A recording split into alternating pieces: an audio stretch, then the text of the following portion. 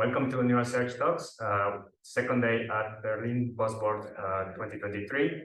I'm sitting next to Alessandro Benedetti, founder and director at Sease.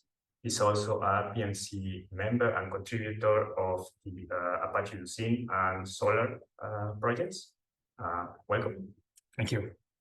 So, Alessandro, I'm interested to know if you have any kind of interesting ideas or trends that you have seen in this year's Buzzwords 2020.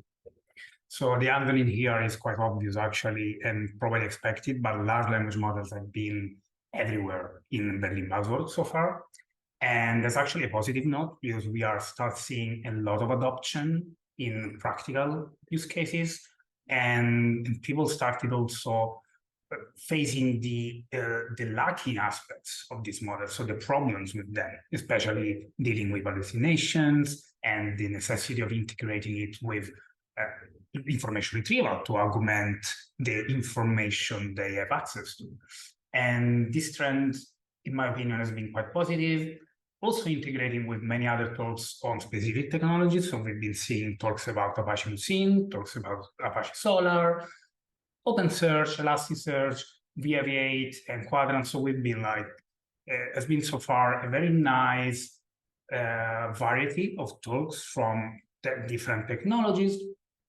And then in common, a lot of them talking about generational AI, generative AI, and foundational AI, large language models. So I think it covered like a lot of interesting aspects of how information retrieval and search in general is moving towards. Yeah, also very excited for us at Zeta Alpha since we are also in this space. So very nice to see that most people are also interested in these topics. So you had a very nice talk yesterday on the topic of multi-value vectors. So you actually have a PR now where you are trying to introduce this new feature for Apache Lucene. Can you maybe explain a little bit what where data came from and what it's actually trying to do? Sure. So Apache Lucene introduced vector-based search in 9.0, and it uses an internal implementation based on approximates nearest neighbors and specifically hierarchical navigable small world graph.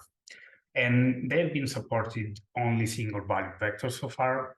And I will start exploring the problem of having actually long text. So that was effectively the start of this idea and of this initiative. So when you have long content, unfortunately right now, there's no native way of supporting it in many models. So you have to split the content in some way and then encode this portion of the text separately.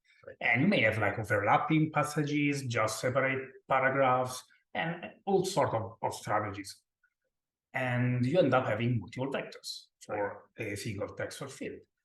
And currently, if you want to do that in Lucene, you will have to model this information differently. So instead of having just a document, potentially you will have many documents, or a document with many children. Lucene supports nested documents. And that's okay for someone, but introduces a lot of other problems, such as you need to pre-process the data in a way that is uniform and adaptable to nested documents or flattened documents. So that's the first thing. You change the unit of information from document to passages, and this, of course, has impact on aggregation, statistics, facets. You calculate over a set of documents, and it brings additional costs because you need to aggregate the counting, iterate over the children to get back like numbers that are in line with the expectation of the users. And finally, also, when presenting the results, of course, if you are returning passages, you then need to aggregate them in some way. So potentially using grouping or collapsing, or potentially in Lucene, parent-children block join queries, for example. All these strategies that may be okay for some scenarios, but maybe slow and potentially computationally expensive in other scenarios. And Lucene supports a lot of different field types already, and most of them are supporting already multi-value vectors and multi-value values, effectively. And vectors, K&N vectors aren't. So that was the motivation behind this contribution. And I started exploring the problem internally in Lucene. And then over the last year, more or less, I was able to build a working prototype and opening the pull request. And now we're working with other committers to review it and make it production ready. Yeah, so we actually at Zeta Alpha we also have this issue, and we just replicate the data. So for example, we have multiple sentence passages, and each has to replicate the metadata, which, you know, the storage grows like very, very large. So yeah, thanks for this contribution. I think it's going to be very helpful for a lot of people. So one question I had, or one use case that we also have is, for example, let's say you retrieve, using maybe your contribution, we retrieve the documents by matching the most relevant passages. But sometimes you also want to see for that particular document which of the passages were actually relevant. Do you have any thoughts on how you could solve this, for example? So that's a very interesting point and an open problem in Lucene. At the moment, the priority has been to have a working prototype and then bring it to production. But as an additional step and in a future contribution, I'm planning to fix that problem. And I'm seeing this as two possible solutions. So first of all, identifying the vector ID, so potentially which vector in the document was contributing to the score the most. Because at the moment, there are two possible approaches that are going to be supported by Lucene. The max approach, so you take effectively the max similarity among the vectors in the document for the query. So effectively is the most similar vector in the document for the query vector. But at the moment, we don't store the ID of this vector, so we have no idea which one is contributing to the score. We just persist the score. So the first step could be to effectively add additional metadata to the score, so we're not only keeping the similarity score, but also the vector ID in the document, so we are able to return not only the score, but also the passage effectively, or anyway, it's the vector, then it can be maybe a passage, maybe it's just multiple vectors based on a chemistry domain maybe, or whatever, so not necessarily text. Still, of course, it's important. And then another line of work we are exploring is the highlighting plugin, which we are designing and developing in my company for Solr, that has the objective of improving the way we explain results to users. And sorry, this would be highlighting for vector search, right? Will be for any kind of search, but we use large language models and question answering models to effectively fill the gap between the semantic of the query and the text of the document. So at the moment, highlighting in Solr effectively work on a lexical basis. And you take in input the query terms, and literally you search for the query terms appearing in the document, and you highlight the portion of text, literally matching the query terms, and you show them to the user. And in our plugin, we use a question answering model to look for the best passage in the text. So it could be a text, so it's not necessarily the results. The result may not have come from a vector-based search. Maybe they came from a vector-based search, maybe not from traditional search, but it's looking for not just the lexical match in the document content, so in a specific field, but similarity distance from a semantic perspective, so using large language models to identify the point in text which is answering the question in the best way. Makes sense. Something I really like about your talk is that you also highlighted the challenges when contributing to these large open source projects, especially coming from someone who's already part of the community. So do you have any thoughts on where can open source, or what can open source projects do in order to help people that want to contribute but maybe are not able to because of lack of knowledge of the current code base? Yeah, I think probably my main recommendation would be don't be shy. Sometimes contributors fear their solution is not good enough to be contributed, and then they don't do it. So it remains in their company code base, and then code becomes far from each other, so it's not maintainable anymore, and the contribution gets lost. Sometimes it happens. So my first recommendation would be, don't be shy, and if you believe it's valuable, contribute it as a pull request.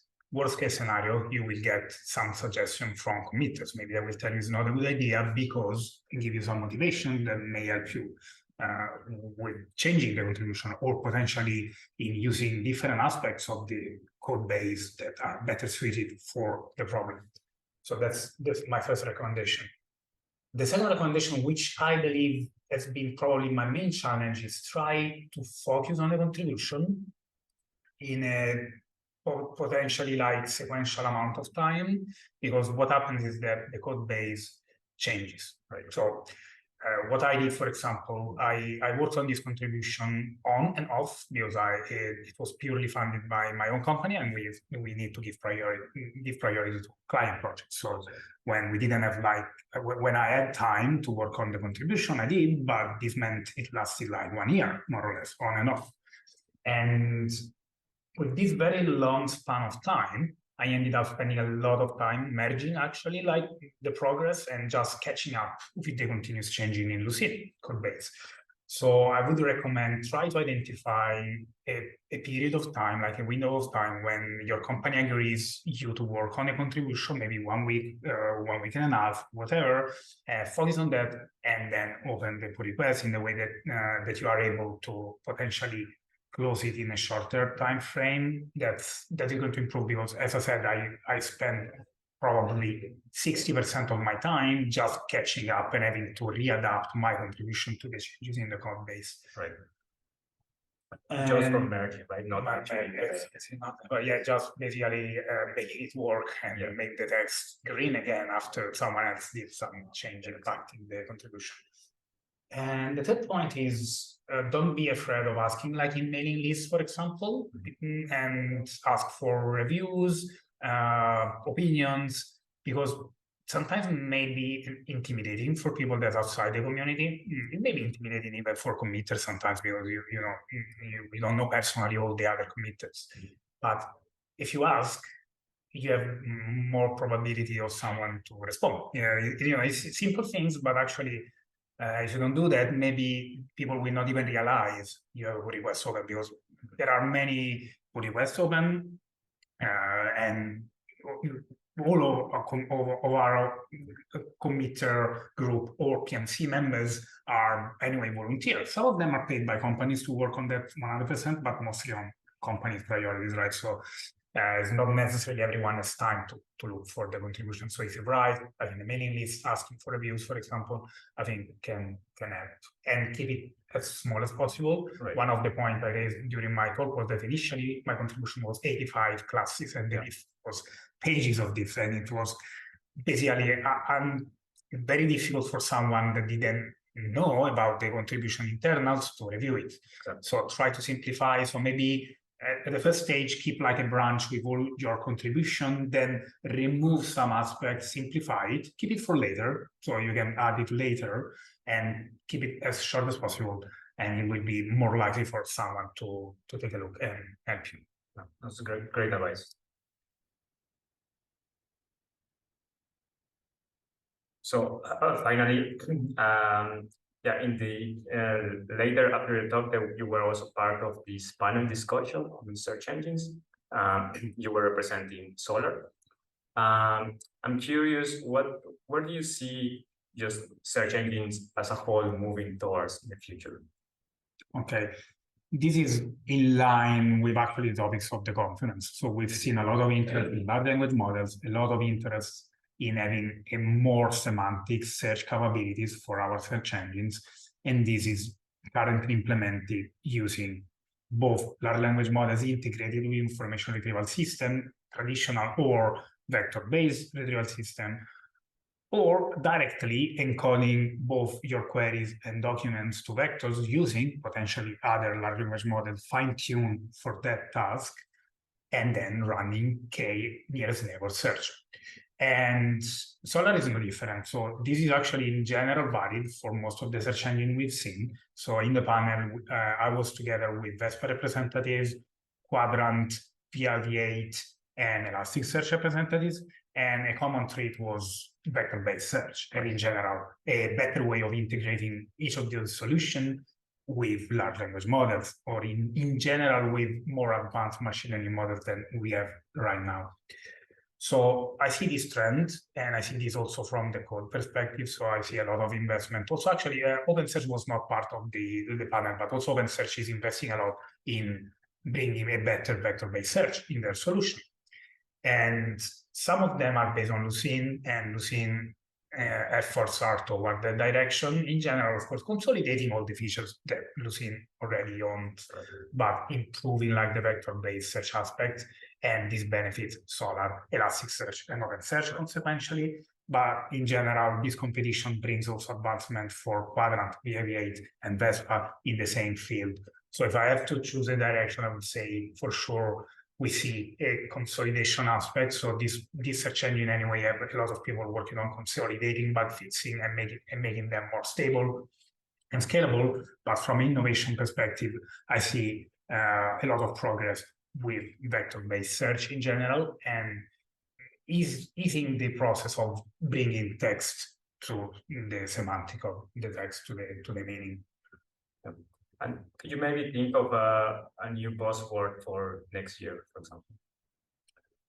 So we are going to be focused both in my company and also as a committer and PMC member of Lucene and Solr on this aspect. I mean, particularly, I've been driving the initiative in learning to rank, so the ability of combining different ranking features using machine learning effectively, and the vector-based search space, and combining these two worlds is one of my first priorities. So we contributed to Lucene function queries to calculate vector similarity, and this can be used as a learning to rank feature. Now, I mean, it's going to be ready with Solr 9.3, for example, in Solr.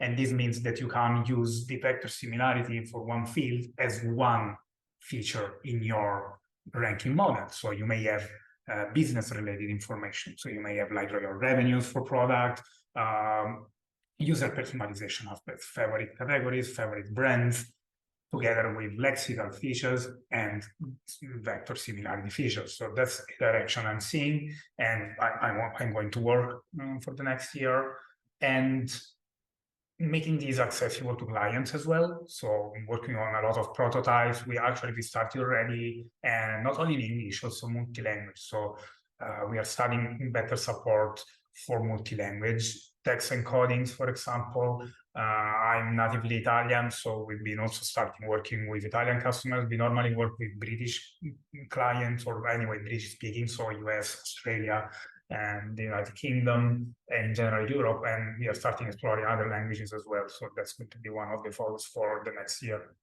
Great. But Alessandro, thanks a lot for this nice conversation. And everybody, thanks for your time, and stay tuned for more interviews.